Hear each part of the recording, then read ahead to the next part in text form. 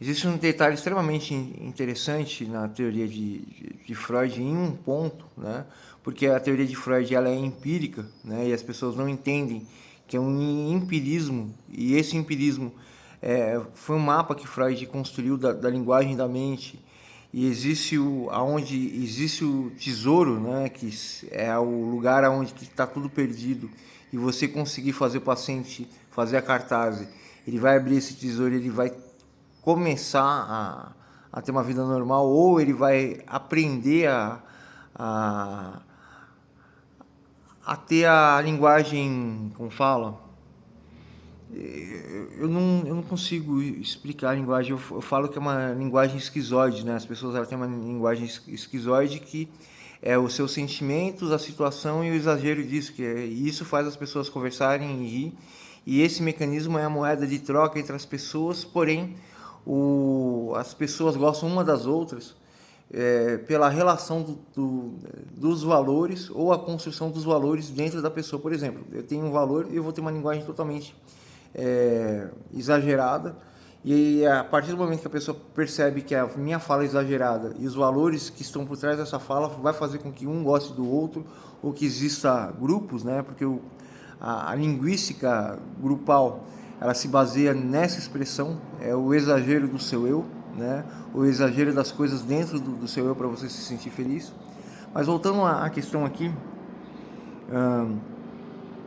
a coisa mais interessante dentro do ponto que eu quero dizer aqui sobre Freud é que Freud ele fala que pessoas que têm traumas profundos, elas conseguem lembrar a origem dos seus traumas, estão tudo conectado, né?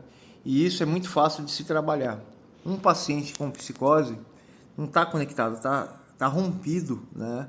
A ligação dos seus traumas e o seu sofrimento atual. E aí ele não consegue lembrar, como Freud fala. Porém, eu acredito que a questão não é a lembrança, a questão é uma coisa ainda muito mais profunda e complexa. A pessoa que ela tem um trauma profundo que se transforma em psicose, ela gera um problema comportamental, ela não consegue conectar ou associar o seu comportamento e os seus medos e a realidade e o seu trauma passado, e isso fica, como fala, totalmente desassociado, né? Ou difuso dentro da mente do paciente. Porém, um paciente com psicose ele vai ter a psicose, porém dentro da psicose ele vai ter um comportamento, né? E esse comportamento ele vai ligar diretamente ao trauma, né? E cada tipo de psicose e cada como fala, cada tipo de psicose